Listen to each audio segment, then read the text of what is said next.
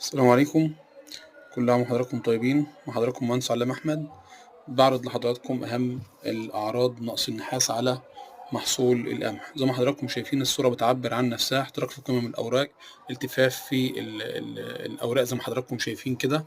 فديت بكل اختصار أعراض نقص النحاس على محصول القمح. طبعا بالإضافة إنه بيعمل أيضا بيوقف القمح، بيحصل فيه تقزمات والورق بيلف زي ما حضراتكم شايفين، او بالشكل ده بياخد الورق بيلف لأعلى قليلا، يعني بياخد شكل ودن القطة، بالإضافة إلى احتراق في قمم أنصال الأوراق.